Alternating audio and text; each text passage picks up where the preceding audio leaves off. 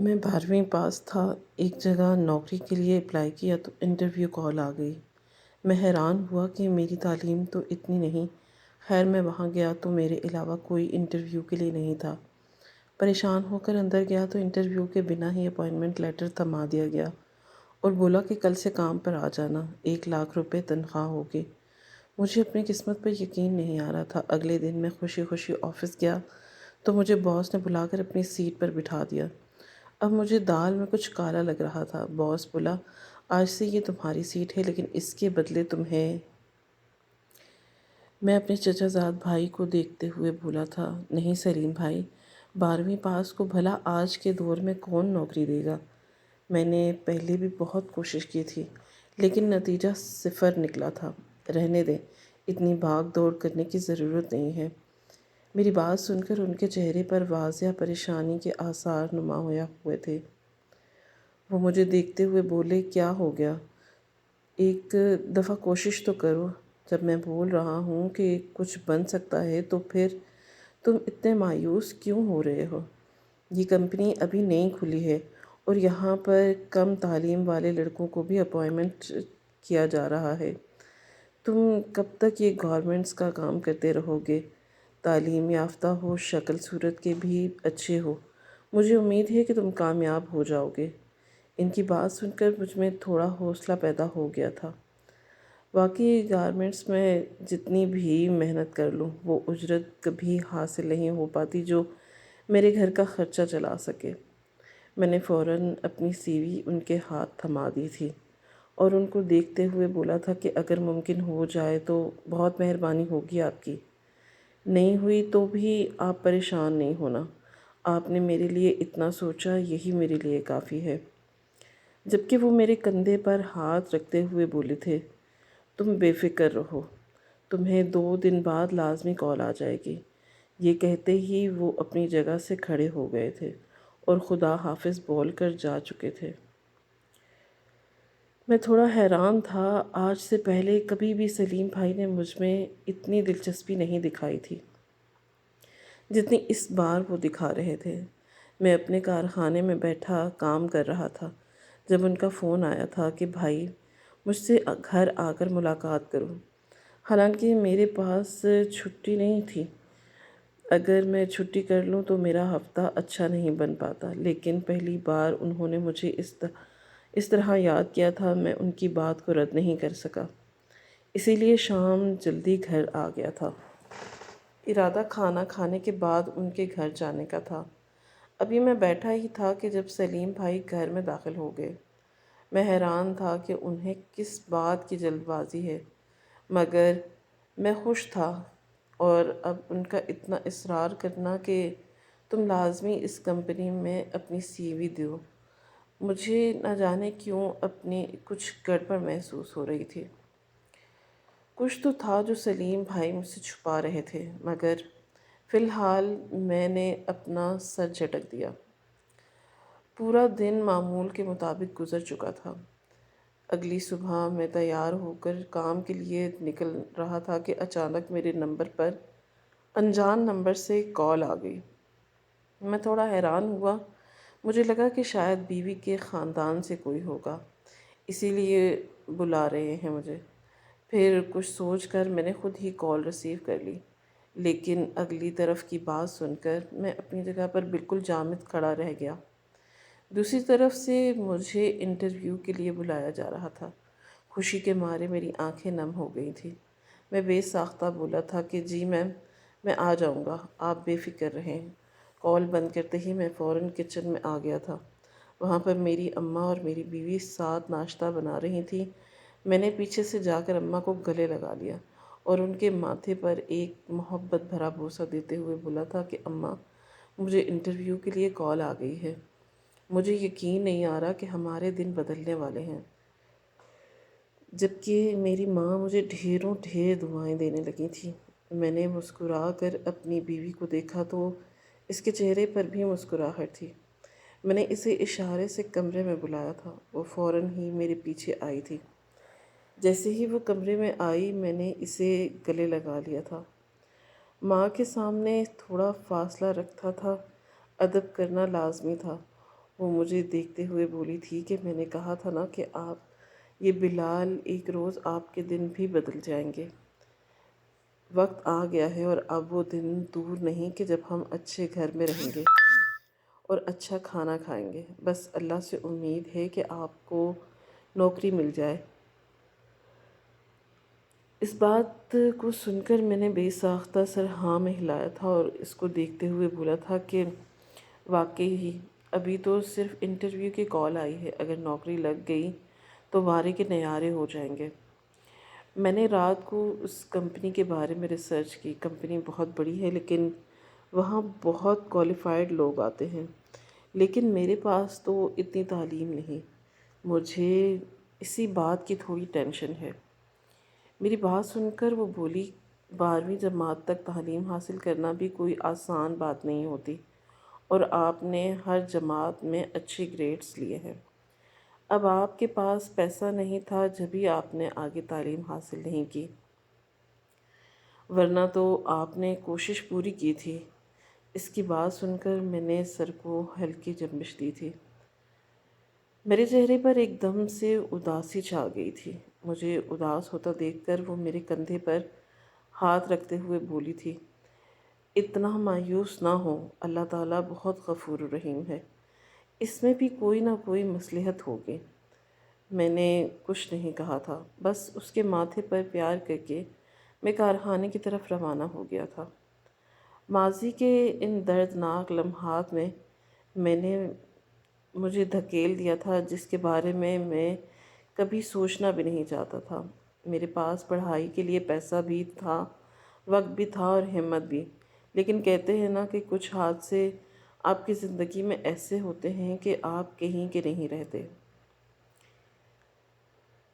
میں آج بھی وہ رات یاد کرتا ہوں تو میرے رونگٹے کھڑے ہو جاتے ہیں۔ زندگی بہت مشکل ہے، میں لگتا ہے کہ سب کچھ آسان ہے، لیکن حالات اتنے پیچیدہ ہو چکے ہیں کہ ایک لڑکا بھی آج کے دور میں محفوظ نہیں ہے۔ میں نے اپنا سر جھٹک دیا تھا۔ میں ابھی ماضی کے خیالوں میں نہیں جا سکتا تھا۔ گاڑی نکال کر میں سیدھا کارخانے پہنچا تھا۔ آج میں نے ناشتہ بھی نہیں کیا، حالانکہ اماں اور بینش مجھے روکتے رہ گئے تھے۔ کارخانے میں داخل ہوا تو سب معمول کے مطابق اپنے اپنے کام میں مگن تھے۔ میں بھی اپنی مشین پر جا کر اپنا بنڈل بنانا شروع ہو گیا۔ تھوڑی دیر بعد ہی میں نے اپنا دماغ اس طرف سے جھٹک دیا تھا۔ مجھے انٹرویو کی کال کے لیے جانا تھا۔ میں اب اسی بارے میں سوچ رہا تھا۔ اگر مجھے یہاں نوکری مل جاتی تو واقعی میرے دن بدل سکتے تھے۔ میرے دماغ پر بس اب یہی ایک بات سوار ہو گئی تھی۔ لنچ ٹائم کے وقت میں نے ٹھیکیدار سے بات کی اور اسے اپنا نہ آنے کی وجہ بتائی کہ کل میں نہیں آ سکوں گا، اور تھوڑا غصہ ہوا تھا کہ سر پر مال رکھا ہوا ہے اور تم چھٹی کرو گے، لیکن میری مجبوری سن کر خاموش ہو گیا تھا، اور پھر چند لمحے بعد بولا، لیکن کبھی 12ویں جماعت پاس کو اتنی بڑی کمپنی میں نوکری نہیں ملتی، کہیں تمہارے ساتھ کوئی مذاق تو نہیں کر رہا؟ میں اس کی بات سن کر خاموش ہو گیا تھا۔ اکثر اوقات ٹھیکیدار کی بات سچ ہوتی تھی، وہ کافی تجربہ کار انسان تھا، لیکن فی الحال میں اس بات پر زیادہ دھیان نہیں دینا چاہتا تھا۔ انہوں نے مجھے کل کے لیے چھٹی دے دی تھی۔ میں خاموشی سے اپنا کھانا کھانے کے لیے باہر نکل گیا تھا۔ ہوٹل پر بیٹھا میں انہی سب باتوں کے بارے میں سوچ رہا تھا۔ کل مجھے جانا چاہیے یا نہیں؟ میں 2 کشتیوں پر سوار ہی نظر آ رہا تھا۔ یہاں رکتا تب بھی اندھیرا تھا، وہاں جاتا تب بھی مجھے اندھیرا ہی نظر آ رہا تھا، لیکن میں نے جانے میں ہی عافیت سمجھی تھی۔ پورا دن معمول کے مطابق طے ہو گیا تھا۔ رات بھی میں بالکل خاموش تھا۔ میری بیوی نے کئی بار مجھ سے بات کرنے کی کوشش کی۔ انجانے میں کی گئی غلطی کی کبھی بھی معافی، لیکن مجھ سے کچھ کہا ہی نہیں گیا تھا۔ میرے دماغ میں صرف اور صرف وہی بات رات اب تک گردش کرتی تھی۔ میں نے ایک جھرجھری سی لی تھی اور اپنا سر جھٹک کر لیٹ گیا تھا۔ اگلی صبح کا سورج پوری آب و تاب سے روشن ہوا تھا۔ میں جاگا تو میری بیوی نے پہلے ہی میرے کپڑے تیار کیے ہوئے تھے۔ مجھے معلوم تھا کل سے میں اس کے ساتھ کافی بدسلوکی کر چکا تھا۔ بے شک میں اب اسے جواب نہیں دے رہا تھا، لیکن کوئی بات بھی نہیں کر رہا تھا۔ ایک لڑکی کے لیے یہ بات بہت اہمیت رکھتی ہے جب اس کا شوہر اس سے غفلت برتنے۔ فی الحال وہ کپڑے وغیرہ تبدیل کر کے باہر گیا تھا۔ اماں اپنے کمرے میں دوائی لے کر سو رہی تھیں۔ میں نے بھی انہیں جگانا مناسب نہیں سمجھا تھا۔ وہ میرے آگے بالکل خاموشی سے ناشتہ رکھ رہی تھی جب میں نے اس کی کلائی کو تھام لیا تھا اور اسے بھی اپنے ساتھ بٹھایا۔ بٹھاتے ہوئے میں نے بولا کہ چھوڑو کام کو، ناشتہ کرو۔ جب وہ مجھے دیکھتے ہوئے بولی تھی کہ کب تک ناراضگی رہے گی، ماننا ہے یا نہیں؟ میں اس کی طرف دیکھتے ہوئے بولا تھا کہ بیویوں سے ناراض نہیں ہوا جاتا، بلکہ انہیں سر آنکھوں پر بٹھایا جاتا ہے۔ میں بس انٹرویو کی وجہ سے تھوڑا ڈسٹرب تھا، اسی وجہ سے تم سے بات نہیں کر پا رہا تھا۔ اگر تمہیں میرا یہ انداز برا لگا تو تم مجھے معاف کر دو۔ جبکہ وہ میری بات سن کر دھیما مسکرائی تھی اور مجھے دیکھتے ہوئے بولی تھی کہ بعض اوقات بلال، میں یہ بات بہت گہرائی میں سوچتی ہوں، نہ جانے میں نے ایسی کون سی نیکی کی ہے کہ جس کے صلے میں مجھے آپ کی صورت میں ملا ہے۔ اللہ آپ جیسا ہمسفر ہر ایک عورت کو نصیب کرے۔ کتنی لڑکیاں ہیں جو صرف اور صرف شوہر اچھا نہ ملنے کی وجہ سے ساری زندگی رو پیٹ کر گزار دیتی ہیں، اور کتنی لڑکیاں ایسی ہیں جو اچھا شوہر ملنے کے باوجود اس کی قدر نہیں کرتی۔ لیکن میں ان میں سے ہرگز نہیں ہوں۔ مجھے آپ کی بے انتہا قدر ہے۔ آپ میرا کل سرمایہ ہیں۔ اس کی بات سن کر میرے چہرے پر ایک پھیکی سی مسکراہٹ آئی تھی۔ اس کا شکریہ ادا کر کے میں نے خاموشی سے زہر مار کر کے چند لقمے اپنے حلق میں انڈیلے تھے اور پھر کمپنی کی طرف روانہ ہو گیا تھا۔ نہ جانے کیوں میرا دل کافی بھاری ہو رہا تھا۔ انجانے میں ہی میری بیوی مجھے بہت کچھ یاد کرواتی جاتی تھی جس کے بارے میں سوچنا بھی نہیں چاہتا تھا۔ ایک لمبی مسافت طے کر کے میں کمپنی پہنچ گیا تھا۔ اتنی بڑی عمارت کو دیکھ کر نہ جانے کیوں میرے ہاتھ پاؤں ڈھیلے پڑ گئے تھے، لیکن میں اپنا حوصلہ بلند کیے اندر کی طرف بڑھا تھا۔ ریسیپشن پر اپنا نام وغیرہ بتایا تو وہ لڑکی فوراً ریسیپشن چھوڑ کر باہر آ گئی اور مجھے دیکھتے ہوئے بولی تھی کہ آئیں سر، میں آپ کو اوپر لے جاتی ہوں۔ اس کی بات سن کر میں تھوڑا حیران ہوا تھا کہ اتنی عزت کس بات کے لیے مجھے دی جا رہی ہے۔ وہ لڑکی اپنا ریسیپشن چھوڑ چکی تھی، اس بات کی پرواہ کیے بغیر کہ پیچھے اگر کوئی آ گیا تو کون ڈیل کرے گا۔ وہ مجھے لیے لفٹ میں آ گئی تھی۔ میرا دل چاہ رہا تھا کہ میں اس سے پوچھوں کہ مجھے یہاں اپوائنٹ کر لیا جائے گا یا نہیں، یا پھر ذلیل کر کے بھگا دیا جائے گا، لیکن ابھی مجھ میں اتنا کانفیڈنس نہیں تھا کہ میں کسی انجان لڑکی کو مخاطب کر کے اتنی بات کر لیتا۔ وہ مجھے چوتھے فلور پر لے کر آئی تھی اور سامنے صوفے کی طرف اشارہ کرتے ہوئے بولی تھی کہ آپ یہاں بیٹھ کر انتظار کریں، سر ایک چھوٹی سی میٹنگ اٹینڈ کر رہے ہیں، میٹنگ اٹینڈ کرتے ہی آپ کو بلا لیا جائے گا۔ میں اب خاموش نہیں رہ پایا تھا اور اس لڑکی کو دیکھتے ہوئے بولا تھا، میرے علاوہ یہاں پر کوئی انٹرویو دینے کے لیے نہیں آیا؟ یہ کس طرح کی کمپنی ہے؟ کیا یہاں 12ویں جماعت پاس کو نوکری مل جائے گی؟ میری بات سن کر وہ دھیما سا مسکرائی تھی اور مجھے دیکھتے ہوئے بولی تھی، آپ کو کچھ بھی مل سکتا ہے، آپ بیٹھ کر انتظار کریں، کچھ دیر کے بعد آپ کو تمام حقیقت سمجھ آ جائے گی۔ میں نے اسے حیران نگاہوں سے دیکھا تھا۔ میں مزید کچھ کہتا اس سے پہلے ہی وہ جا چکی تھی۔ میری سمجھ میں کچھ نہیں آ رہا تھا کہ یہ لوگ کیا چاہ رہے ہیں، آخر مجھے یہاں کیوں بلایا گیا تھا۔ کچھ تو گڑبڑ تھی۔ سلیم بھائی کا اچانک آنا، اس کے بعد میری سی وی لے جانا، اب انٹرویو آفس پہنچ جانا، لیکن یہاں پر کسی اور کینڈیڈیٹ کا نام دیکھ کر اب مجھے صحیح معنوں میں یہاں آ کر کچھ غلط محسوس ہو رہا تھا۔ فی الحال میں خاموشی سے صوفے پر بیٹھ گیا تھا۔ دل کی دھڑکن معمول سے زیادہ تیز تھی۔ میں چاروں طرف نظریں گھما رہا تھا۔ کافی لوگ کام کر رہے تھے۔ ایسا نہیں تھا کہ یہاں پر میں صرف اکیلا تھا۔ کافی کولیگز تھے جو اپنی اپنی مصروفیات میں لگے ہوئے تھے۔ ایک دو بار کوئی مجھے دیکھ لیتا، اس کے بعد واپس خود میں مگن ہو جاتا۔ مجھے اپنا آپ یہاں آ کر بے وقوفی لگ رہا تھا۔ نہ جانے کیوں یہاں آ کر مجھے عجیب گھٹن سی محسوس ہو رہی تھی۔ وقت گزرا تھا اور ٹھیک 15 منٹ بعد ایک لیڈی میرے پاس آئی تھی اور مجھے دیکھتے ہوئے بولی تھی کہ آپ سامنے روم میں چلے جائیں، آپ کو سر رحمان بلا رہے ہیں۔ اس نام پر ایک بھولی بھٹکی یاد میرے ذہن کے پردوں پر لہرائی تھی، لیکن میں اپنا سر جھٹک کر اس لیڈی کے پیچھے چل پڑا تھا۔ دروازے کے پاس پہنچ کر وہ چلی گئی تھی۔ میں نے اللہ کا نام لیا تھا اور ہلکی دستک دی۔ پہلی دستک پر ہی اندر سے اجازت دے دی گئی۔ میں اندر داخل ہوا تو سامنے ہی ایک آدمی بیٹھا ہوا تھا جس کی عمر تقریباً 50 یا 55 سال تھی۔ دیکھنے میں کافی مؤدب لگ رہے تھے۔ میں نے قریب جا کر سلام کیا تو وہ مجھے بیٹھنے کا اشارہ کرتے ہوئے بولے تھے، آپ کا ہی میں صبح سے انتظار کر رہا تھا، آنے میں آج آپ نے کافی دیر کی ہے۔ اس طرح اگر کروں گے تو کہیں بھی آپ کو نوکری نہیں مل پائے گی، وقت کی پابندی کیا کریں۔ میں نے شرمندگی سے نظریں جھکا لی تھی۔ وہ مجھے دیکھتے ہوئے بولے کہ میں نے آپ کی سی وی دیکھی ہے، کافی متاثر کن ہے، آپ کو اپوائنٹ کر لیا ہے، یہ آپ کا اپوائنٹمنٹ لیٹر ہے۔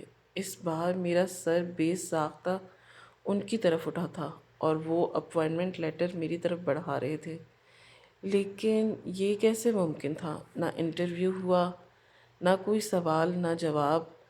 اتنی اچانک وہ مجھے کیسے اپوائنٹ کر سکتے تھے؟ میں کچھ کہتا اس سے پہلے ہی وہ اپنی جگہ سے کھڑے ہو گئے تھے اور مجھے دیکھتے ہوئے بولے تھے کہ فی الحال میری ایک میٹنگ ہے، کل سے تم جاب پر آ جانا، تمہاری تنخواہ 1 لاکھ روپے ہوگی، چھٹی کی گنجائش نہیں ہے اور کام میں مجھے بالکل بھی دغا بازی نہیں چاہیے۔ جو کچھ سمجھ نہ آئے تو میری اسسٹنٹ سے پوچھ سکتے ہو، اس کے باوجود تمہیں کچھ نہ آئے تو میں خود تمہیں گائیڈ کروں گا۔ اپوائنٹمنٹ لیٹر میرے سامنے رکھ کر وہ چلے گئے، جبکہ میں اپنی قسمت پر حیران تھا۔ مجھے یقین ہی نہیں آ رہا تھا کہ حقیقت میں مجھے اتنی بڑی کمپنی میں جاب مل چکی ہے۔ 1 لاکھ تنخواہ مجھے آفر ہوئی۔ میں واقعی ہی اپنی جگہ پر سن ہو چکا تھا۔ یہ کیسے ممکن تھا کہ یہ بات میری سمجھ میں ہی نہیں آ رہی تھی۔ کافی دیر تک میں اسی کرسی پر بیٹھا رہا اور پھر خاموشی سے کھڑا ہو گیا۔ مجھے یہ سمجھ نہیں آ رہا تھا کہ میں خوش ہوں یا پھر حیران۔ فی الحال میں خاموشی سے گھر کی طرف روانہ ہو گیا تھا۔ دل ہی دل میں عجیب سی گدگدی بھی ہو رہی تھی، لیکن ٹینشن حد سے زیادہ تھی۔ کئی بار جب آپ کو پلیٹ میں سجا کر کوئی چیز دے دی جاتی ہے تو لازم نہیں ہوتا کہ وہ سجی ہوئی چیز سونا ہو، بعض اوقات وہ سجی ہوئی چیز گوبر بھی ہو سکتی ہے۔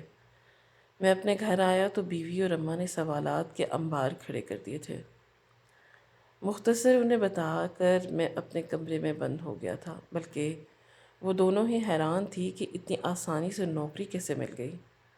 خوشی تینوں کو بھی تھی، لیکن ہم ظاہر نہیں کر پا رہے تھے۔ پورا دن معمول کے مطابق گزرا تھا۔ میں نے فی الحال ابھی ٹھیکیدار کو کارخانے کے لیے جواب نہیں دیا تھا۔ میں ابھی کمپنی میں 2 دن گزار لینا چاہتا تھا۔ میں دیکھنا چاہتا تھا کہ وہاں پر میں فٹ ہو سکتا ہوں یا نہیں۔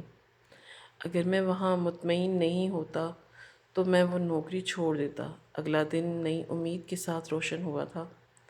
کپڑے وغیرہ تبدیل کر کے میں کمپنی کے لیے روانہ ہو گیا تھا۔ میری ماں نے مجھے ڈھیروں ڈھیر دعائیں دی تھی کہ رب العالمین تجھے بہت کامیاب کرے۔ میری بیوی کی دعائیں بھی میرے ساتھ تھیں۔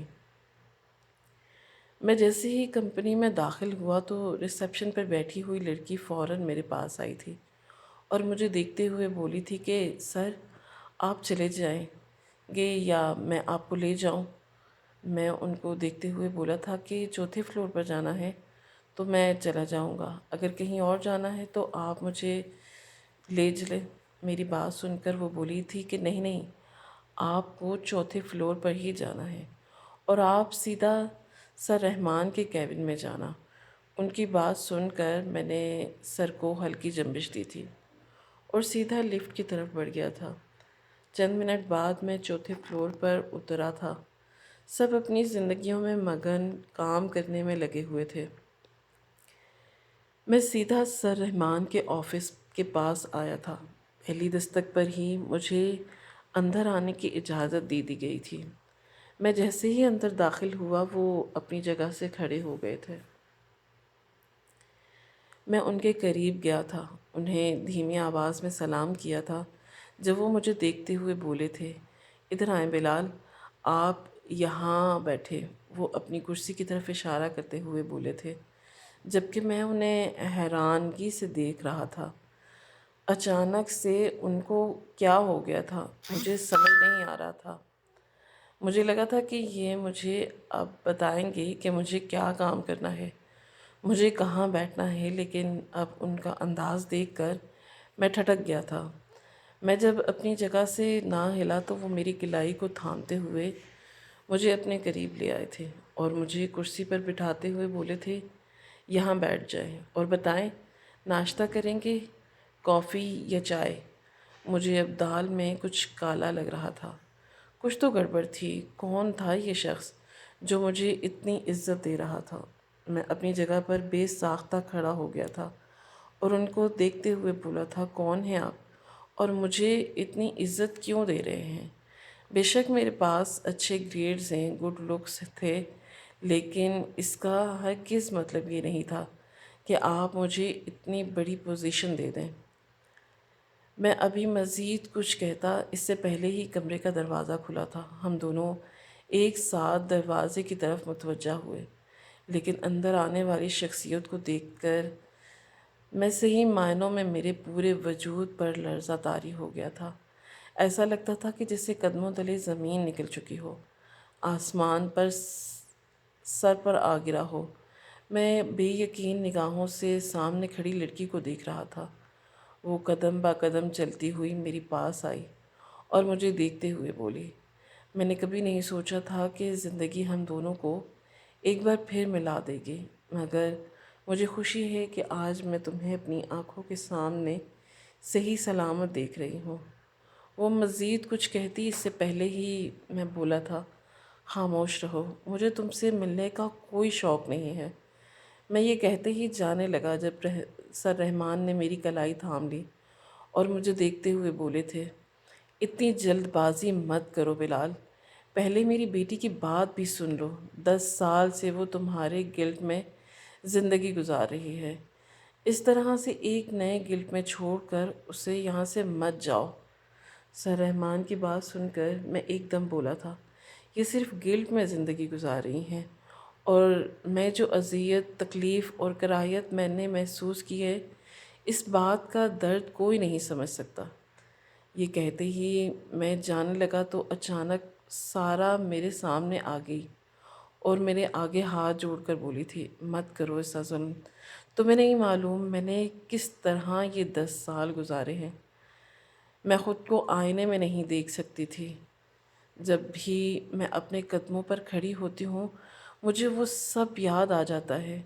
میں 10 سال سے کسی سے بات نہیں کر پائی۔ تم نہیں جانتے میں کتنا کچھ برداشت کیا ہے۔ تم اپنی زندگی میں آگے بڑھ گئے، تم نے شادی کر لی، ایک نیا سنسار بسا لیا، لیکن مجھے دیکھو، میں تو وہیں کھڑی ہوں۔ اس کی بات سن کر بھی میرا دل نہیں پگھلا تھا۔ میں نہیں بھول سکتا تھا کہ ان لوگوں نے میرے ساتھ کیا کیا تھا۔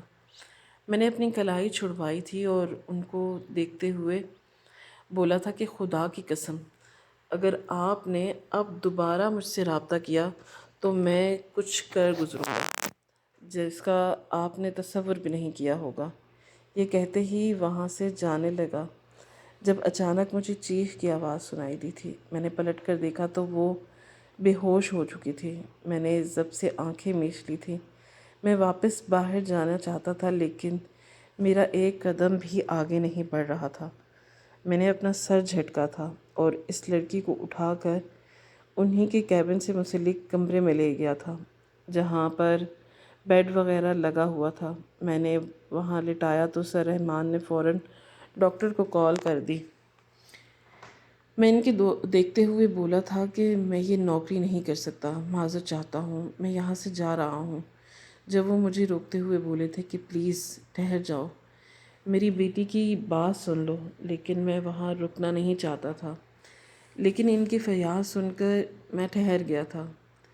تھوڑی دیر بعد ہی ڈاکٹر آئے تھے اور اس کا چیک اپ کر کے یہی تاکید کی تھی کہ ان کا خیال رکھا جائے ورنہ مشکل ہو جائے گی۔ فی الحال میں وہاں سے نکل آیا تھا۔ ان لوگوں نے مجھے روکا تھا مگر میرے اندر اتنی ہمت اور طاقت نہیں تھی کہ میں وہاں بیٹھ کر سارا کا سامنا کرتا۔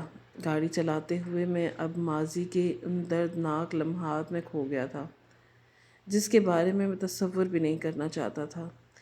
میرے لیے محال تھا۔ میں اور سارا 10ویں کلاس میں ایک ساتھ ہی پڑھتے تھے۔ ہم دونوں کے درمیان بہت اچھی وابستگی تھی، دوستی اتنی تھی کہ سب ہم دونوں کو ایک دوسرے کا محبوب سمجھتے تھے، لیکن ہمارے درمیان ایسا کوئی رشتہ نہیں تھا۔ سارا ایک رئیس باپ کی اولاد تھی اور میں ایک مڈل کلاس شخص کا بیٹا جس نے تعلیم دلانے کے لیے اپنی ہر کوشش کی تھی۔ وقت گزرا تھا اور ہم دونوں نے ایک کالج میں ایڈمیشن لے لیا تھا۔ وہاں جاتے ہی سارا کے نئے دوست بن گئے۔ مجھے بہت اکیلا پن محسوس ہوتا تھا ان کو دوسروں کے ساتھ دیکھ کر، لیکن میں نے کوئی بھی شکوہ نہیں کیا تھا کیونکہ میں پہلے ہی خود کو سمجھا چکا تھا کہ وہ لڑکی میرے لیے نہیں ہے۔ اس کے اور میرے اسٹیٹس کے درمیان کافی فرق ہے، لیکن میں نہیں چاہتا تھا کہ وہ اسی گھمنڈ میں آ کر میری زندگی تباہ کر دے گی۔ جن لڑکوں سے اس کی دوستی تھی وہ ہم جنسی کا شکار تھے۔ سارا کے نزدیک یہ سب ایک مذاق تھا۔ اس کو ان باتوں کی ڈیٹیل معلوم نہیں تھی۔ سارا کی سالگرہ والی رات سب کچھ تباہ ہو گیا تھا۔ میں نے اسے دن میں ہی بے ہوش ہو کر دیا، لیکن اس نے مجھ پر زور ڈالا تھا کہ تم ہوٹل آؤ گے۔ میں نے تمام دوستوں کو مدعو کیا ہے۔ میں نے اس سے منع کیا تھا کہ میں نہیں آؤں گا، اماں اجازت نہیں دیں گی۔ رات کے وقت وہ منع کرتی تھی۔ ان کا کہنا تھا کہ بس دن باہر ہو کے آیا کرو، رات 9 بجے کے بعد گھر میں واپس آ جایا کرو، لیکن سارا کا بار بار زور دینا مجھے جاننے پر رضامند کر گیا تھا کہ تقریباً 8 بجے میں اس کی پارٹی میں پہنچ گیا تھا۔ وہاں پر زیادہ لوگ نہیں تھے، چند لڑکے تھے، سارا تھی اور میں تھا۔ 1-2 لڑکیاں اور تھیں۔ کیک وغیرہ کاٹا گیا، گفٹ دیے گئے اور پھر سب نے روانگی لی تھی۔ میں بھی سارا کے پاس جا کر اجازت لے رہا تھا، لیکن اس نے مجھے منع کر دیا۔ اس کا کہنا تھا کہ تم ابھی ٹھہرو۔ اس کا یہی روکنا مجھے سمجھ نہیں آ رہا تھا۔ رات کے 11 بج گئے تھے، سب لوگ جا چکے تھے، صرف چند لڑکے بچے تھے۔ میں سارا کو دیکھ کر اب پریشان ہو رہا تھا۔ وہ مجھے دیکھتے ہوئے بولی تھی، اچھا تم یہیں ٹھہرو، مجھے تم سب کو ایک چیز دکھانی ہے، میں لے کر آتی ہوں۔ نہ جانے کیوں اس کی آنکھوں میں مجھے شرارت کا عنصر محسوس ہوا تھا۔ میں اس کو دیکھتے ہوئے بولا تھا کہ ابھی ٹھہر جاؤ، میرے ساتھ چلو، میں باہر تک چلتا ہوں، لیکن وہ نہیں رکی اور اکیلی ہی چلی گئی۔ اس کے باہر جانے کی دیر تھی کہ ان لڑکوں نے کمرے کا دروازہ بند کر دیا تھا۔ میں نے پریشان ہو کر ان سب کو دیکھا تھا، مگر اسی پل کمرے کی بتیاں بجھا دی گئیں اور پھر میری چیخیں بلند ہو گئی تھیں۔ میں رو رہا تھا، ان سب کو دور دھکیل رہا تھا، لیکن وہ جانوروں کی مانند مجھ پر ٹوٹ رہے تھے۔ آج کے دور میں لڑکے بھی محفوظ نہیں ہیں، اس بات کا اندازہ مجھے اب ہوا تھا۔ میری چیخو پکار سن کر سارا نے دروازہ زور زور سے پیٹا تھا، لیکن ان سب پر حیوانیت طاری ہو گئی تھی۔ فجر تک وہ میرے وجود کو بھنبوڑتے رہے تھے اور پھر سب مجھے وہی زخمی حال چھوڑ کر چلے گئے تھے۔ میں دوبارہ اب کبھی اپنے قدموں پر کھڑا نہیں ہو پایا تھا، نہ میں نے سارا سے کوئی رابطہ کیا تھا، نہ کالج دوبارہ گیا تھا۔ 12ویں جماعت پڑھ کر میں نے سب کچھ درمیان میں ہی چھوڑ دیا، حالانکہ میں گریجویشن میں ایڈمیشن لے چکا تھا۔ اب آگے میری زندگی سنورنے والی تھی، لیکن اس رات نے میرا سب کچھ مجھ سے چھین لیا تھا، اور اسی گلٹ نے سارا کو 10 سال تک اذیت میں رکھا تھا۔ میں نے اس سے کوئی رابطہ نہیں کیا تھا، حالانکہ وہ مجھ سے بار بار رابطہ کرنے کی کوشش کر رہی تھی، مگر میں وہ جگہ چھوڑ کر ہی دوسری جگہ شفٹ ہو گیا تھا، اور آج 10 سال بعد اس کو اپنے سامنے دیکھ کے نئے سرے سے مجھے سب کچھ یاد آ گیا تھا۔ میں گھر پہنچا تھا، لیکن جیسے ہی اندر داخل ہوا، سامنے بیٹھی سارا کے والد اور اسے دیکھتے ہی میں نے اپنی گردن موڑ لی تھی۔ ان کے پاس بڑی بڑی گاڑیاں تھیں، وہ مجھ سے پہلے آ سکتے تھے۔ وہ میرے پاس ایک بار بھی آئی تھی اور میرے آگے ہاتھ جوڑ دیے تھے۔ اب تو وہ میرے قدموں میں بیٹھ گئی تھی، منت کرنے لگی تھی کہ میری بیوی بھی پریشان ہو کر مجھے دیکھ رہی تھی کہ یہ سب کیا ہے، اور پھر کب تک میں ناراضگی رکھتا۔ وہ میری ایک اچھی دوست تھی، ہاں اس نے غلط کیا تھا، لیکن اسے اندازہ نہیں تھا کہ وہ سب ہم جنسی کا اتنا زیادہ شکار ہے۔ میں نے اسے معاف کر دیا تھا اور ایک اچھی پوزیشن پر انہی کے کمپنی میں نوکری کرنے لگا تھا۔ میرے آئیڈیاز بہت اچھے ہوتے تھے، جس کی وجہ سے انہیں کافی منافع ہوا تھا۔ اب مجھے بزنس کا زیادہ آئیڈیا نہیں تھا، لیکن سارا مجھے کافی اہمیت دیتی تھی۔ لیکن میں نے کبھی بھی دوبارہ وہی والہانہ پن دوستی میں نہیں دکھایا۔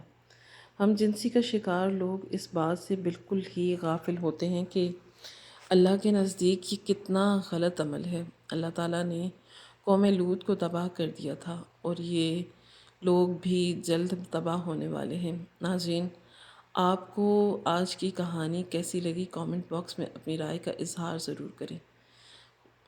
خواہش صرف اتنی ہے کہ کچھ الفاظ لکھو جس سے کوئی گمراہی کے راستے پہ جاتے ہوئے رک جائے، اور نہ بھی رکے تو سوچ میں ضرور پڑ جائے۔ دوستوں، امید کرتی ہوں کہ آپ کو یہ ہماری کہانی پسند آئی ہوگی۔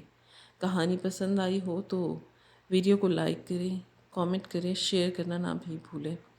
اور ہاں، اگر آپ اس چینل پر نئے ہیں تو اس چینل کو سبسکرائب ضرور کریں اور نوٹیفیکیشن کو ضرور دبائیں، تاکہ ہر آنے والی ویڈیو کہانی سب سے پہلے آپ کو مل سکے۔ کل ایک نئی اور دلچسپ کہانی کے ساتھ ملیں گے۔ اللہ حافظ۔